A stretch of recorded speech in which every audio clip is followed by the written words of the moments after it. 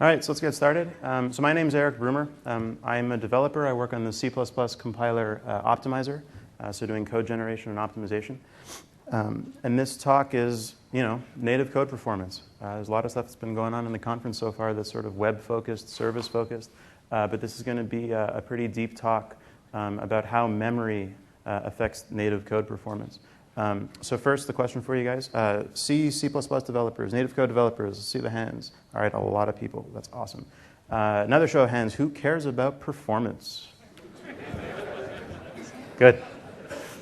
So, all right, I want to start off the presentation with a question. So, who believes that less instructions yields faster code? So, we're talking the number of floating point operations per second, per frame, per iteration, per whatever. Show of hands, who says less instructions yields faster code? All right, we got a few hands. And, to some extent that is true. But, a real quick example, I got some code on the left over there, and I got some code that does exactly the same thing on the right. The code has 3 times more instructions. The code consumes 30% more memory, yet it goes 5 times faster. We'll get into what that code actually does later. So look, less instructions is not the only prescription for performance out there. I really want to talk about memory. Memory really does matter when it comes to performance. Things like the working set, how much data memory your program actually uses, how you handle caching, and then spatial and temporal locality of accesses. And memory is absolutely critical to performance for modern code running on modern processors, especially high-performance code. And sometimes it's critical to performance in non-obvious ways.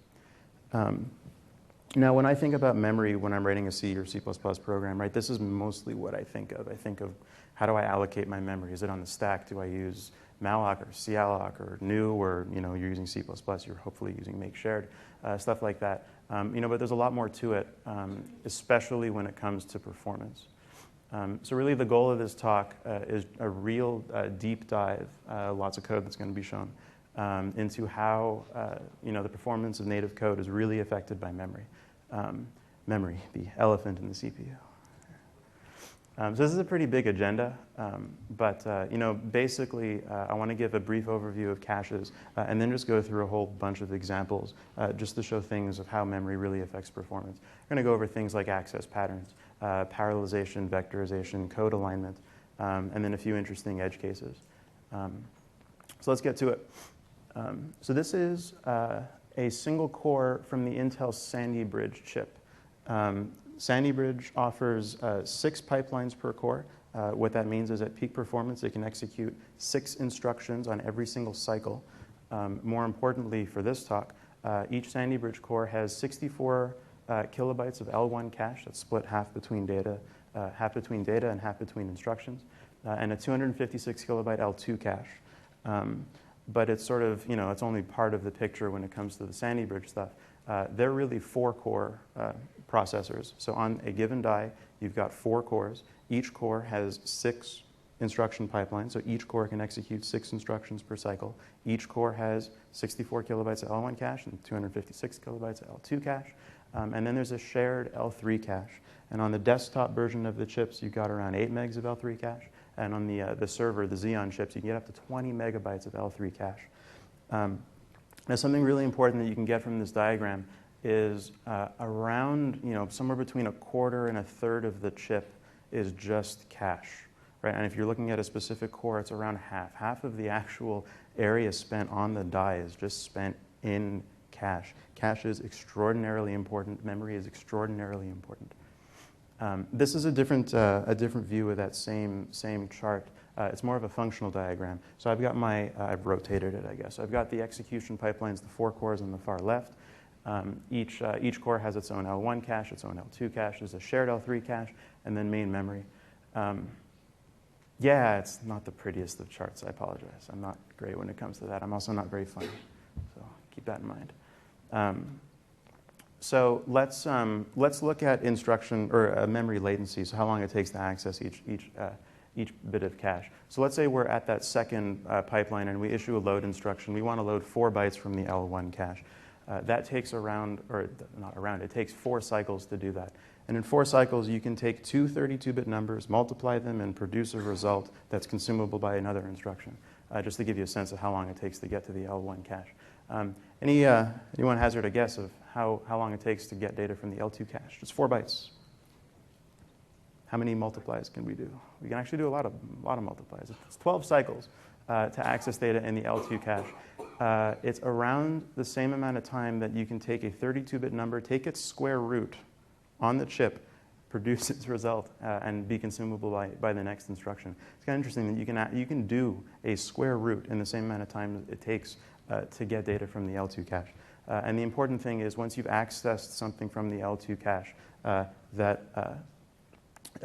data and the data near it on the same cache line are populated into the L1 cache. So the next time you access that data or somewhere near it, you don't have to pay the penalty of going to the L2 cache. You can just stick with the L1 cache. And that's why caches give the benefit that they do. Similarly, to access data in the L3 cache, it takes around 2 32-bit square root operations. And then we've got accessing, you access your stuff in the L3 cache and it populates the other caches so you don't have to go to the L3 cache for your next piece of data. If you're accessing 4 bytes from memory, right, just 4 bytes, you have to access memory for it. Processor does whatever it would do if the processor just took a coffee break. And it can sometimes get a little bit worse than just the coffee break, right? There's different levels of performance hell when it comes to accessing memory. If you're lucky, the data's in the memory that's attached to your processor die. In modern processors and non-uniform memory architectures, you can have different banks of memory physically located on different parts of the chip. So maybe your data is not on your memory, but it's on another processor's memory. And that's going to take even longer to get the data. Worst case is you have to go to disk. And that's, accessing from memory is a coffee break. Going to disk is, I don't know, like a sabbatical, I guess, a year-long sabbatical.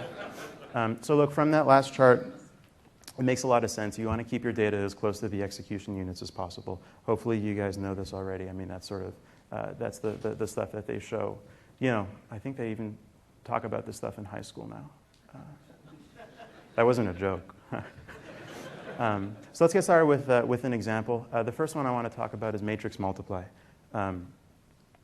This is the simple code to take a matrix A, just a 2-dimensional array, A, multiply it by the matrix B, and put the result in matrix C. This code sucks. This code's really, really, really bad. And it's hard to figure out why just at a glance. But if we look really carefully at that access of B sub K sub J, that particular access has really, really poor spatial locality in the cache. What that really means, the way to think about this is if you look at how B is organized in memory, it's just a big stream of bytes, even though it's a 2-dimensional array. And it's organized with the first row of bytes, followed by the next matrix row of bytes, and so on. So if we took, say, J equals 5, and we're accessing elements on each iteration of the K loop, we're accessing B sub 0 sub 5, and then B sub 1 sub 5, and so on.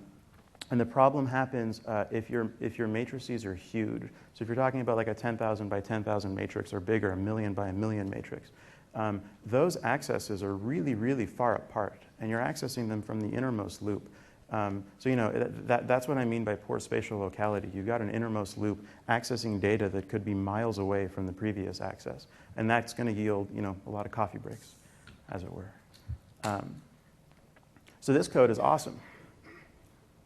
I haven't changed anything about the innermost loop body. It's still C sub I sub j plus equals blah, blah, blah. The only thing I changed here is I've swapped the K loop and the J loop. That's the only thing that I did. I haven't changed any data structures. I haven't changed any of the code in the innermost loop. It's just swapping those 2 loops right there.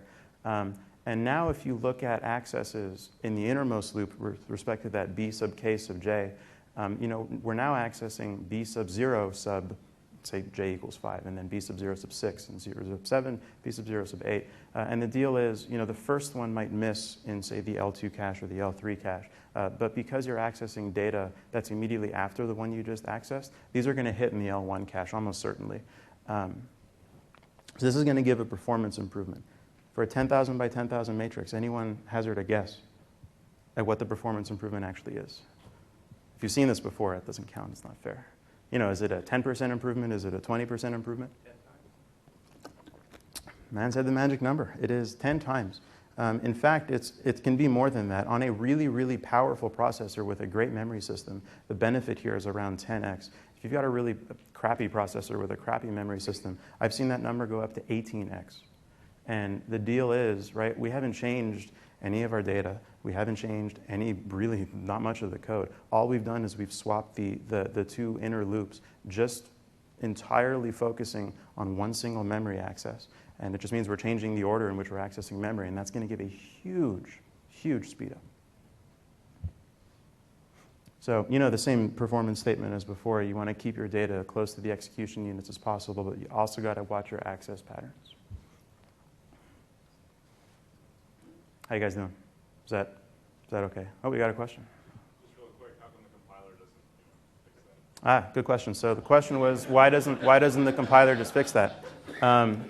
It will. So with the Visual Studio Preview that we, I think was sent out with this, we don't do the optimization of loop permutation or loop interchange where we do that, but we are working on it. We're going to do our best to make sure it shows up in RTM. And that's right, using full data dependence analysis to make sure that whatever code you have is going to access the caches in the best way possible. One more question. How far away do two things have to be before it's a cache miss? How far away do two things have to be before it's a cache miss? That really depends on what you're doing. We'll get to an example in the vector code section where we're accessing 32 bytes of data at a time. So, two accesses worth, you're going to have another cache miss. If your data is completely contiguous, that's sort of the best that you can do. How long are the cache rows typically? Cache lines in the L1 and L2 cache are generally 64 bytes on modern processors, which actually seems pretty small, but chips are pretty smart nowadays. As long as you keep your data fairly contiguous and access it fairly regularly, as regular as you can, that's going to give you basically the best performance. And that's not fair. You asked me a question that I'm only going to get to at the end of the talk. All right, let's move on to some multi-core effects. So here I've got a function that just takes 3 array parameters. They're float stars. I apologize. You can do vector of float or any of that. I'm mostly a C programmer. And we're just taking a sub I equals b sub I plus c sub I, and the bounds of the loop are huge. We're going from 0 to 4 million. And I have access to a pretty powerful machine. It's got 40 cores on it, and I want to parallelize this particular for loop as best I can on that 40-core machine. So, I tried it, parallelizing using 5 cores. Oh, sorry, what I mean by parallelizing here. So let's say I wanted to parallelize across 4 cores. I'm going to take the loop iteration space, cut it into 4 equal chunks, and then ship off each chunk to a different processor. So if it's going from 0 to 4 million, if I wanted to parallelize to 4 cores, the first million iterations go to 1 core, then the second million iterations go to the second core, and so on, and then all the cores can execute in parallel. That's what I mean by parallelizing in this case. So if I took this loop body and parallelized it across 5 cores, I only get a 1.6x speed up. And that's okay. I parallelized it to 10 cores, and I only got a 2.4x speed up. And that sucks. So, I got to ask the question, why does that suck so much? That's not a very fair question to ask.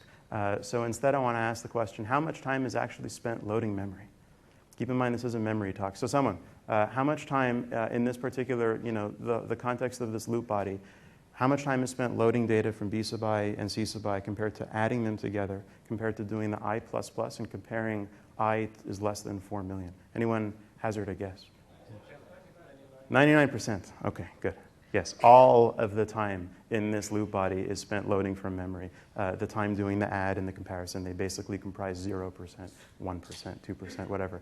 It doesn't really matter. It's all spent in memory. And that's the place to focus on when we're doing parallelization of code. So this is an architecture or just a functional diagram of what that 40-core machine that I have access to looks like. Huge amount of memory, just 32 gigs, I think maybe even 64 gigs of memory on this guy. And then there are 4 dies on the motherboard. Each die has 10 cores on it. Each core has a 64 kilobyte L1 cache, 256 kilobyte L2 cache, and a 30 megabyte L3 cache. 30 megabytes, it's huge. There's so much cache available on this machine. It's insanely powerful.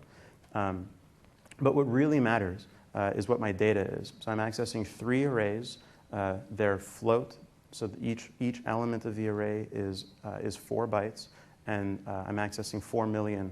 You do the math, it ends up actually being 48 megabytes of memory. So I'm accessing 48 megabytes of memory. I want to parallelize that across multiple cores. So if I'm only using 5 cores, I'm really only have access to 30 megs of L3 cache. That's just not enough, right? It's not, 48 does not fit into 30. Just not enough memory. If I parallelize to 10 cores, again, it's still not enough. There's just not enough cache available to it. That's why the speed up sucks. However, when you switch to 20 cores, we now have access to 2 L3 caches. Overall amount of memory available on the chips is going to be 60 megabytes, and 48 megabytes, last time I checked, is less than 60. And that's what we get from it. So when you parallelize on this machine on 20 cores, you get an 18x speed up. Now, to be honest, my columns here are a little misleading. The number of cores, the thing that's on the far left, just really doesn't matter. Right? The only thing that matters is the amount of cache that's available for your program. Right? The second column is the thing that's actually driving the speed up. The number of cores is not. I think that's pretty interesting. So when you run on 10 cores, why does it only put them on one chip? Why does it split them up between multiple chips? So the question is why, this is a very good question. So if you're parallelizing across the 10 cores, why are all the 10 cores going to be on one chip? Why don't you spread out 5 on one chip, 5 on another? That would make a lot of sense. Parallelization techniques are extraordinarily hard. For the most part, you really do want to keep as much of your program in the same physical location as possible. I'm pretty sure that's sort of the most common way of doing it. So I mean, even like the Microsoft, the parallel patterns library or concerts, or I forget what the concurrency runtime. That stuff, they try as best as possible to keep tasks that work on similar data on the same node. And that, for the most part, that actually is a good thing, especially in terms of sharing. So if you've got multiple cores that need to share data amongst one another. So let's say you've got something in your loop body where you've got data being written from one iteration and read from another iteration, and that data needs to cross from one core to another. That memory, that dependence really happens in memory, or really happens on the caches, and you do want to keep that as close to the chips as possible.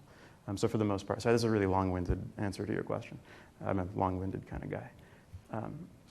That's sort of what's really going on. But still, it doesn't really matter, right? The only thing that matters is you need to have the cache to hit the data set that you're looking for, to hit the working set that you're working for. So the same performance statement before, keep your data close and watch your access patterns, especially when multi-threading IO-bound code. And we'll talk more about this in a little bit, but a lot of high-performance code these days is totally IO-bound. What I mean by IO-bound is really memory-bound. I'm a compiler guy. I think about things in terms of the processor. So either it's CPU-bound code or it's not. So I call it IO-bound code, even though it's really just accessing stuff from memory.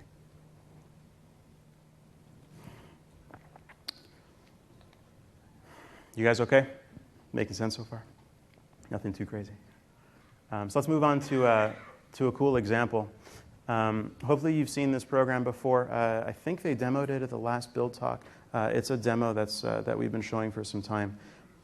It's really just I'm not a fan of this mouse, I'm sorry. Just click. There we go. It's a pretty basic physics demo. So we've got 4,000 particles. And we're computing the gravitational force of every particle on every other particle and using that force information to move the particles. Rinse and repeat as fast as you can. And the metric that we use for that is the frames per second. So FPS is reported in the application. So the higher frames per second, the better performance you're going to get on this. There we go. So this is Newton's gravitational formula in vector form. I don't really want to get into it. I apologize if this brings back terrible memories of high school for you guys. I really liked high school physics, but this is a slight simplification of the above. And what I really want to get at, of course, is memory. That's the whole point of this talk. So what's really important is the data structure of these particles. So what we've got is each particle has position, velocity, and acceleration. And each of those is a vector, has an XYZ component. And then we've just got an array of these particles. In this case, we've got 4,096. The way the particle structure is laid out in memory is just, again, a flat stream of bytes. And because of the way we've used an array of structs, we've got the position right next to the velocity, right next to the acceleration. It's the x, y, and z components, and so on and so forth. And that's our data structure that we've got, and that's what it looks like in memory. So onto some code. The overall structure of this is a doubly nested for loop. So there's for I equals 0, I is less than the number of bodies, 4096. Then there's innermost is the j loop, j equals 0, j is less than 4096. And all we're doing is we're taking the ith particle, computing the net gravitational force of all of the other particles, all jth particles, and then we're going to use that information to move the ith particle. This is pretty straightforward. What I'm interested in is the body of the innermost loop, and that's what I'm going to show right here. So we need to compute the vector distance between the first particle and the second particle, so the ith particle and the jth particle, and that's what goes in this R thing.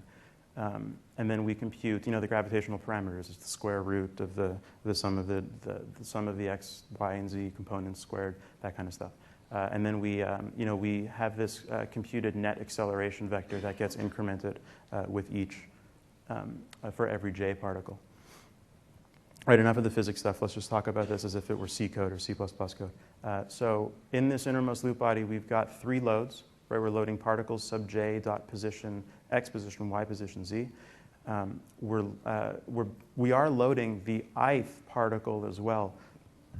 But for the most part, any compiler worth its salt is going to take those and hoist it outside of the j loop. Right, those loads aren't going to change. There's no point in actually loading from the caches every single time. So those don't really count. Those are going to get hoisted outside the j loop. The data is going to get stored in a register, and the register is going to be used. So yeah, not to worry about that. We've got 8 additions and subtractions. We've got 9 multiplies. We've got a call to square root, and we have a divide instruction that's in this loop. So those are all the operations that it takes to compute, that formula on the left, at the top left of the screen. So here's some performance numbers. On the left side, I put the scalar info sort of just to have as a baseline. So there's 4,096 iterations of the innermost loop, and we get around 8 frames per second. That's just a good baseline. Visual C++, we have automatic vectorization that targets 128-bit code. So what's really happening here is we're executing 4 iterations of the J loop in parallel on a single core by taking advantage of the SSE2 instruction set. And we get, you can see the number of loop iterations goes from 4096 to 1024. It's just divided by 4 because we can do 4 iterations at a time. And the number, the frames per second, it goes up, which is good. It's around 2.3, 2.2x x higher. But the processor that I was running this particular benchmark on also supports the ABX instruction set, which is 256 bits. And I compiled the code targeting 256 bits where we do 8 iterations of the loop at a time. And the frame rate, it does go up, which is nice, but it doesn't go up very much. We're executing 1/2 of the number of iterations as we did in the 128-bit case. What the hell's going on right here? This sucks.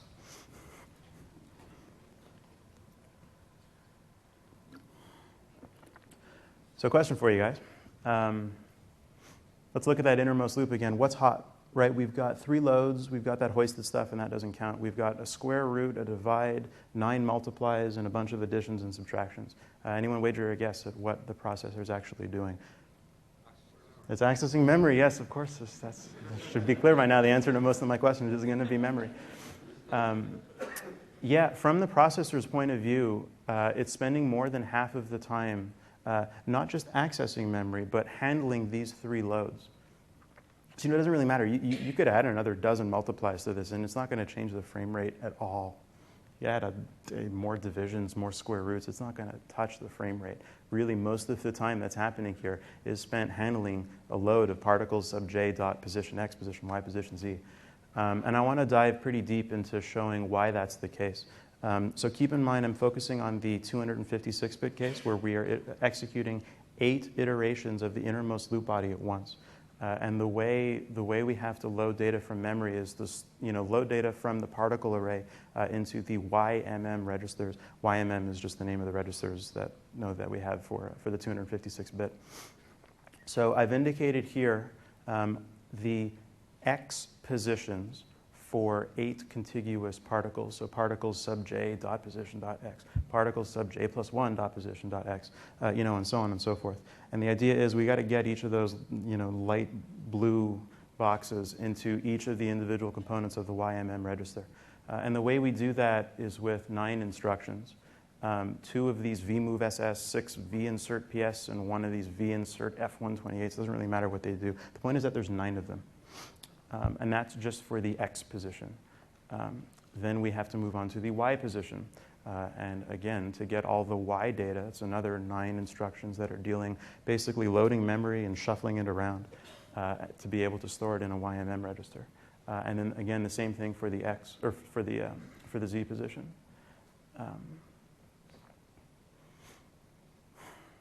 So the time being spent in the innermost loop is not just loading from memory, but also collecting all this data, organizing, shuffling, shifts, XORs, vector shifts, vector XORs, that kind of stuff.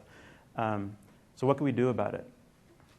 Pivot the memory bank so you have all the X's together, all the Y's together. Yes, so that's exactly right. If we were able to get all of the X components of the position in a contiguous chunk of memory, and all the Y components in a contiguous chunk of memory, and the same for the Z components, we should expect some kind of improvement. I looked at the source code for the n-body application, and it was interesting. I really wasn't able in a short amount of time to actually change the real data structures to do that. So instead, I did something stupid. I did something I think is pretty weird, and if you ever tried to check any of this code, you would never pass code review. Your boss would think you're crazy. But this is what I did. I went through the whole particle array, and I made new arrays. I made just a brand new array just to hold the contiguous X components, contiguous Y components, the contiguous Z components. And before each frame, before we started processing each frame, I just went through the particle array and just copied, all the X, Y, and Z components into their own contiguous arrays. That's what I then fed into a modified version of the vectorized loop body, which then wrote back into my contiguous arrays. And before my frame was done, I split my data, back doing shuffles and weird moves and stuff, back into the original particle array so that the DirectX code could still read the particle array as it did before. And this is what the code looks like. Right, the only thing I really changed is those particular access things now. So instead of accessing particles sub j, particles sub y, I'm just accessing my new arrays x, y, and z. And in the context, I've had to add some new code. Right, I am straight up doing memory copies or memory splits, basically, before and after. Anyone hazard a guess at how much faster that made the code, or slower? It's not slower. Twice as fast, doing something stupid, doing something that was completely counterintuitive. Why would you ever want to use 30% more memory? That makes no sense. But, just focusing on memory, we're able to get a 2x speed up compared to the 256-bit case that we had with the code as is. And, there's 42 frames per second. That's huge. You might think this was run on that really expensive and powerful 40-core machine. Something like that. This is single core performance on my laptop that we can go from 8 frames per second in the scalar case, get a 6x performance boost, basically focusing on high performance vector code, and we give you that with the compiler if you throw the optimization switches, plus focusing on memory. We get a huge speed up. So, something that's important, people are commonly saying processors are getting faster than memory is getting faster. And that's absolutely true. But I don't really like the word, increasing faster than. It implies that there's a future tense to this. We're already there, right? High performance code, vector code, memory just really matters. If you're looking at something that uses 128-bit data or 256-bit data, It's great that you can hit the 256 bits and you think you're running the pipeline at full capacity, but without looking at memory, you're screwed. So, the takeaway from this vector portion, is be mindful of your data structures. Of course, when if you're working on existing code, I don't want to say this because this is a really overall bad idea, right? Don't make extra copies of your data just to have contiguous pieces in memory. It's really not good advice. But at least it'll give you a sense of what's really capable, and how much, how your data is organized, how it accessed just really matters when it comes to performance. Question? Real quick, your organization of memory, was that counted as part of the frame rate? So the way you did it was also part of the time spent? I just want to be clear that your code to organize the memory was counted as part of the frame rate. So the question is, my extra memory copies, do they count against the frame rate? Yes, they absolutely count against the frame rate. I literally changed that innermost nested for loop. This is well before the frame starts and well after the frame starts and well before the frame ends. Oh yeah. Oh, I'm not lying to you. And why are they not Sorry, what was that? why are they not as slow as doing it inside of it? Sorry, one more time. Why Sorry, are they Simon. so slow is what he's asking. Why are they so slow? Why are they not so slow? Why? Why are they not basically slower? the same thing, but it's a lot faster? Yes, well, because it's not in an innermost loop. Let me go back to the code. We'll just take a look at it for a second. Oh, I mean, they are slow. If I organized my data properly in the first place, I'm sure the frame rate would be higher than 42 frames per second. That's absolutely, I strongly believe that to be the case. I was lazy. I didn't actually rewrite the whole program to do it. I just really wanted to get the point across that contiguous memory really matters. Exactly. So, right, it only happens once per frame. Well, technically twice per frame, right? One is to collect the data, and at the end you spit it back. But really, all of the time, or most of the time spent in processing a frame is actually spent in that innermost loop that you probably can't see. That's the for int j equals 0, j is less than num bodies. Exactly. Yeah, it's an n squared problem as opposed to just running my mem copy once per frame.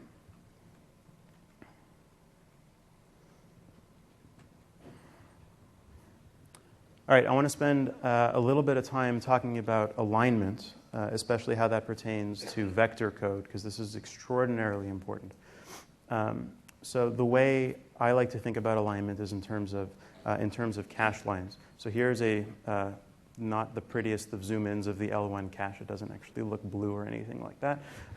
But the way the L1 cache is organized, and the same with the L2 cache, it's organized into 64-byte lines.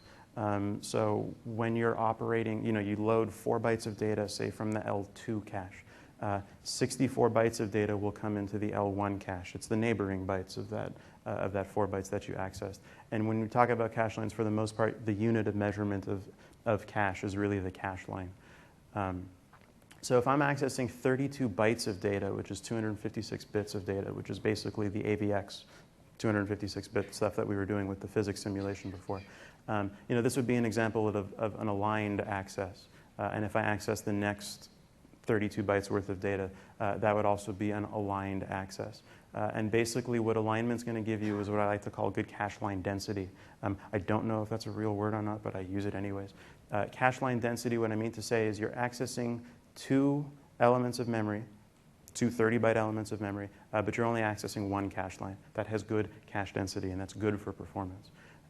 If, on the other hand, you're accessing 32 bytes of data that span multiple cache lines, you're going to get a performance hit. So all I've done here is I've just shifted where the load actually starts, what particle I'm actually starting on in the physics simulation. This would be an example of an unaligned access. And then if we access the next 32-byte chunk, that's also going to be unaligned. Collectively, these 2 accesses are unaligned. And there's poor cache density here. 2 accesses, the same basic 2 accesses as before, but you're accessing 2 cache lines instead. And on the physics simulation, we actually get an 8% performance loss in frame rate. It was kind of neat the way I did this. I was trying to take the particle array and shift it in memory to guarantee that the accesses are going to be unaligned. That's not what I ended up doing. All I had to do was start that J loop, right? For J equals 0, J is less than num bodies, J plus plus. I just started it at 1. Right? I said for J equals 1, J is less than num bodies, J plus plus. That's all I did, right? It's executing one iteration less than it was before. I remember the first question that I asked at the beginning of the presentation, does less instructions yield faster code? No, it actually hit an 8% performance loss because of the instructions that we were emitting were causing unaligned memory accesses, which I think is kind of neat. So the same performance statement as before. Be mindful of your data structures. Always, how your data accessed and how it's accessed and how it's laid out in memory really matters. But also its alignment with respect to the cache lines, right? And the counter that I would use for this is how many cache lines are being accessed either per iteration of your loop or how many cache lines are being accessed as a whole for the whole loop body. And the way to, if you can reduce that, you are going to get a performance win. And that generally translates to data alignment mattering. Question? So are there any tools that can help us tell us when we're unaligned or when we're not accessing the cache at the right density? So the question is, are there any tools to help us with cache line and ways to measure cache line density? There are, and we'll get to them in a little bit. Oh, there's tools for most of this stuff. It's pretty interesting, especially with vector code. More modern vector code, as more and more things are getting, automatic vectorization is mattering more and more. And with the newest range of processors really nailing 256-bit codegen, right, this memory stuff is just getting more and more important. And the situation that we've got with tooling has gotten better. But it's still not, it's not as great as using the Windows Performance Analyzer to figure out exactly how many file handles are opened by this, and it gives you beautiful, beautiful statistics. There's still a lot of work involved. That's what I'm trying to say. Like the memory you get for, like memory blocks you get from malloc are going to be aligned on those 64-byte boundaries? So the question is the memory you get from malloc going to be aligned to 64-bit boundaries? No, and you can't count on that, unfortunately. So malloc, and I'm actually not sure what new, the situation with new. But as of right now, okay, I want to spend a minute talking about this because I think this is really interesting. Alignment matters. I hope that's come across. Malloc, according to the C standard, will return something that is 8-byte aligned. 8-byte, not 32-byte aligned, but 8-byte aligned. If you need better, you have to use aligned malloc, which is something that we have in the Microsoft CRT. I'm pretty sure all the other CRTs do support that. And there you can say, give me this chunk of memory and align it to 32 bytes. We are working in the compiler to do that for you. Yeah, I just wanted to spend a few minutes talking about this. Yeah, sorry, we'll get to the other stuff in a second. Wouldn't it be cool if you just wrote your code and you called malloc or you called new or you're using, let's fast forward to C++ a little bit, you're using a standard vector and you're using the standard vector, the normal allocators that come with that, whether you're on the heap or whether you're on the stack. Wouldn't it be cool if your code was being used inside of a loop body and the compiler detected that and it went back and it changed your data structure for you to make sure that it was aligned properly? Wouldn't that be nice? You wouldn't have to change anything? Side effects is that your code's going to run faster. That's not true, right? I mean, it could increase fragmentation. It could increase your binary code size. There are issues. We still need to work through that stuff. And I spent, I think, around 2 months working on that exact problem, figuring out what data structures, what arrays, what pieces of memory are actually being used inside loops, especially those that are being used in vector loops, and do our best to align those. I spent 2 months on the problem. We got to a position in the compiler where we knew the exact alignment of every single local array, every single global array, everything that was on the heap. We knew what it was aligned to, and we knew how to change it. And I was there, but I couldn't check the code in. So let me ask you guys, why couldn't I check the code in? Hint, same answer to every question that I've been asking, memory. It turns out I was using too much memory to capture that data in the compiler. This is weird. I know. Give me a second here. You might have to think about this. When you talk about compiler stuff, it's always a little interesting because, right, the compiler compiles stuff. And you're talking about code in the compiler, not the code that the compiler compiles. Things can get a little confusing. Yeah. So I had I had all this stuff. I had all the alignment data captured globally for the entire program. But the compiler was consuming too much memory to actually keep all that data around. And what that translated to was a performance loss. By performance, in this case, I actually mean compiler throughput, how fast the compiler compiles. And there was like a 10% hit because I was using 150, 200 megabytes of data to capture all this alignment information. And I couldn't check it in. Yes, that's why you make it an optional flag. That's interesting. That does blow up our ability to test. It doubles our test matrix, and our test matrix is already pretty damn huge. But that's we started with a discussion about alignment. It's sort of gone downhill. Let's go uphill a little bit. So we know alignment's important. We're working on it. We're doing our best. I can't promise this, but I really, really want to get something in for Visual Studio Update 1 for 2013, and hopefully for the next CTP, where we're going to address a lot of these issues. And yeah, there won't be a 10% compiler throughput hit. That's not going to happen. Okay, let's go back to the normal talk. So, things that we've been talking about so far, focusing on working set's important. The amount of data that you use is really important, but it's not always easy, unfortunately. So I want to give two examples of where this is a little tricky sometimes. The first is with bit field operations. So I've got this struct on the left that's got 4 bool elements to it, A, B, C, D. And then I got a function that's called setC. So you pass in a bool value, and it just sets the third element of this struct to that particular value. And in memory, you got an object of type S. It takes 4 bytes of memory. The C standard, or the C++ standard, says that bools are 1 byte, which is interesting because that's 8 bits of data to tell you whether something's true or false. But that was done on purpose. Of course, it was done on purpose. It's the C++ standard. So each element or each object of type S is going to be 4 bytes in memory. And then when you actually write to one of those elements, the code gen that we emit for the setC function is 3 bytes long. It's just a move. Sorry, when I mean 3 bytes long, I mean the actual encoding of that instruction in memory is 3 bytes. And it's just a move instruction. We take what's in the DL register, which is the Boolean value V, 8 bytes or 8 bits of the Boolean value V, and we just do a byte store into memory into RCX, which is the pointer corresponding to S plus 2, so it's the third element down. And let's say I've got a lot of objects of type S in memory, right? And you might think, let's save some space. Instead of S being 4 bytes, if we switch it and use the old school C syntax with the :1 or colon a number, that's the bit size number. So what we've got here is a new version of S where each object of type S is only 4 bits. It's only half a byte. And that looks like a memory win. And in some sense, it is. Until you look at the size of the function body for setC, there are no bit storing operations that work for memory. There just aren't any. You can only load bytes, or 2 bytes at a time, 4 bytes at a time, or 8 bytes, or 16 bytes at a time, or 32 now. You can't do bit manipulation. So in this case, we have to mask off this C element of the S, which is stored in RCX, and then we shift what comes in the D register in EDX, and then we store that into memory, and it's 11 bytes.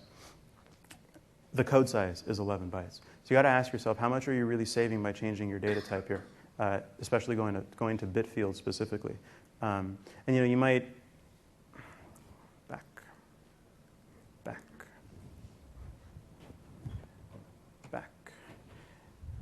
You might say to yourself, hey, I've got this setC function. It's only being written once. I'm only paying a penalty going from a 3-byte code size to an 11-byte code size.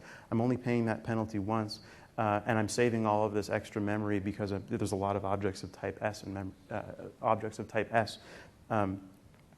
but you also have to take into account the effects of inlining. If you have that setC function and it's being called in 100 places that are all really hot, chances are we're going to be inlining that setC function for you, and your code size will be bloated. So it's not always straightforward to just say, hey, I only wrote this code once, but you've got a set A function, a set B, a set C, a set D function. You've probably got a clear A, clear B, clear C, clear D, and maybe a set A, B, C, and D as well. So you're probably looking at 12 functions that are going to be modifying this. And for the most part, you really do want those functions to get inline for performance. and there will be a code size bloat for it. So it's not always easy to just purely focus on working set when you're talking about bit fields. And the, I guess the tool that can help with this is you can look at the output of the compiler, the actual assembly file, assembly listing, along with the byte encodings for each instruction. So it's the slash, capital A, capital F, capital A, lowercase s, lowercase c. The C is what's interesting, is what's going to tell you the code bytes for each function. And you can look at the code size from there. And that's going to tell you the code size and all that kind of stuff after inlining. The second example I want to do is array of structs. So let's say I've got this struct called myDataType. It's got 8 elements in it, floats, A, B, C, D, W, X, Y, and Z. And I've got this big array of these myDataType things. It's a bug.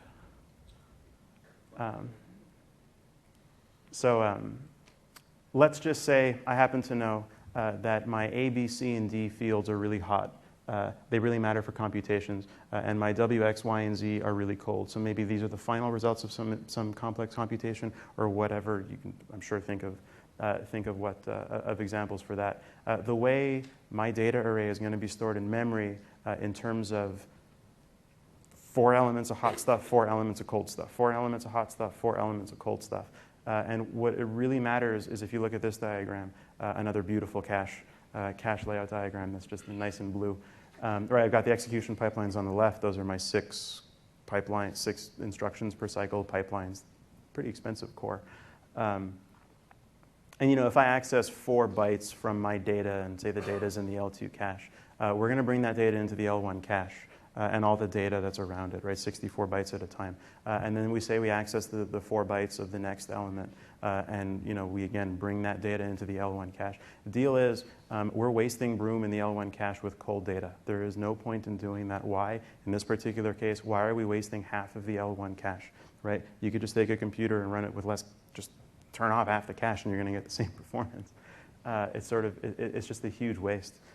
So the way to get around that is, step 1 would be split your data type up into hot data and cold data. That's what I've done here. I've just given it a really bad name called my hot data type and my cold data type. But you could think of making a subclass with your computed data and a subclass with the final data, something like that. And just we now have 2 arrays instead of 1 array, but all the hot data is contiguous in memory, and then all the cold data is contiguous in memory. And that stuff can stay in main memory. It doesn't have to pollute the caches at all for us. And I just wrote a really small micro benchmark for this that just modifies some of this stuff in here, and I got an 8% speed up just from separating the data types. Right? So I haven't changed any of the loop bodies, none of that. All I've done is changed how the data is laid out to make sure that the hot stuff is together and the cold stuff is together. The second thing you could do, right, in an ideal world, you should, if your hot data type stuff is being used inside a loop, you really should consider making A an array, B an array, C an array, and D an array, like we did with the n-body example, but hopefully without any extra mem copies. But sometimes that's not always feasible. Sometimes you can't just change the core data structures of what you're working on. Right? A lot of us are probably working on older code. But maybe something like this, where you break a structure into multiple structures, is a lot more feasible, and you're definitely going to get a win from that.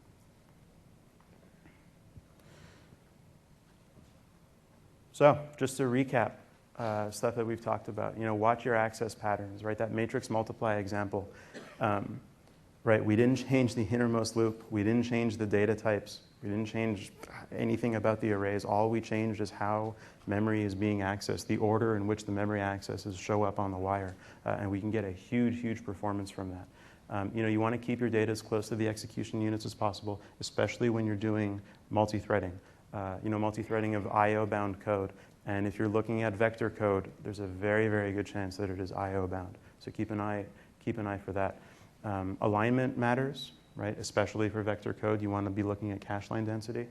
Get your cold data out of the way, I think is a nice way of saying, instead of keeping your hot data together, just get the cold data out of the way. It's probably good, good advice to code by. But be careful. It's not always straightforward. Like that bitfield example where you think you're doing the right thing, but maybe it's not working as well as you think it would. So in terms of resources, things that you can do, programs that you can use to help. I like using the Visual Studio Performance Analysis stuff. That's going to tell you what code in your program is hot or what code in your scenario is hot.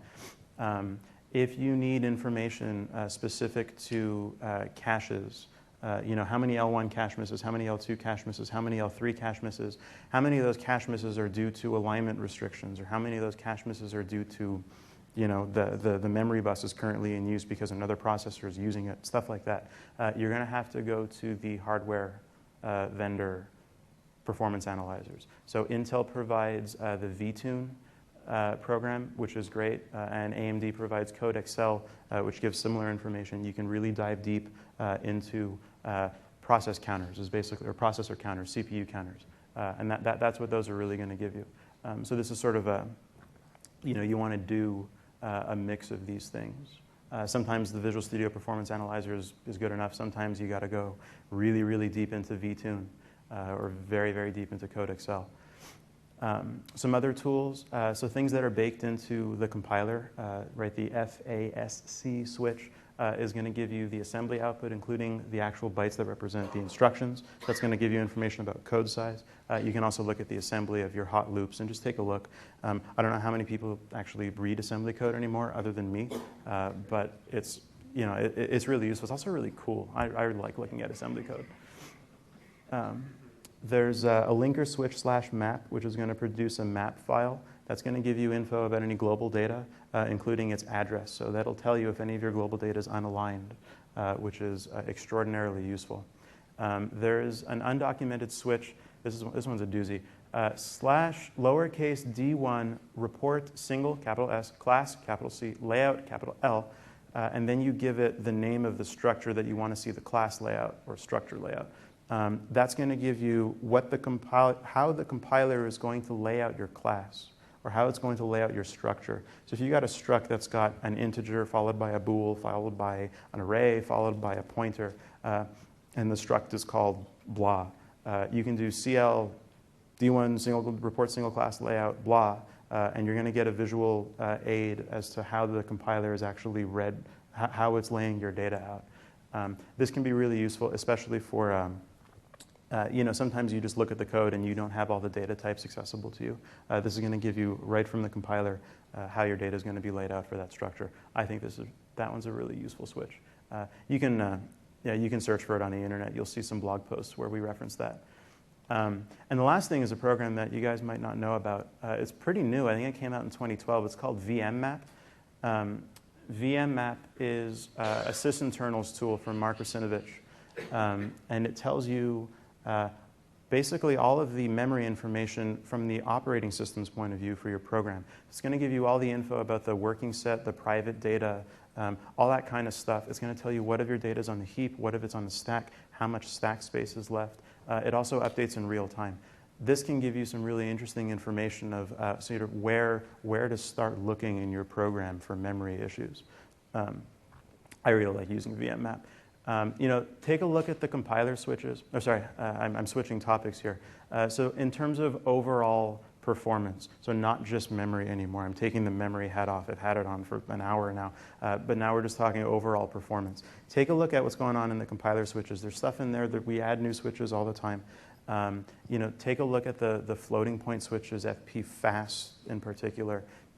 There's frame pointer omission on x86 code. There's sort of a lot of extra stuff in there that might be interesting if you haven't seen it in a little while. We also have the automatic vectorization blog and the vectorization cookbook. That's on the native concurrency blogs. That was done by Jim Hogg, the program manager on the compiler optimizer team, and it's sort of guidelines, general guidelines of how to get the best performance out of automatic vectorization. We also have the Visual C++ blog, and Jim Hogg, writing on the Visual C++ blog, is giving a blog series about compiler optimizations. Check that out. It's really cool. I work on that team, so I think it's really cool. And then there's also the Channel 9 Going Native stuff, where there's interviews. A lot of it's dealing with performance of native code, the standard template library, stuff like that. Before we finish up, I got to give a shout out to the user experience guys in room 254. All day today, they're doing a user feedback study. for the next series of versions of Visual Studio. So if you wanted to, take a give some feedback on the user experience, please go check that out. It's room 254, and they're there all day. Just go and stop by. And that's about it. That's everything I've got with memory. If you guys want to know more, please put that in the feedback that you guys give. If you're interested in compiler optimizations, if you're interested in other aspects of native code performance, please let us know. We'll work something out. I love talking about this kind of stuff. So yeah, there we go. Thank you.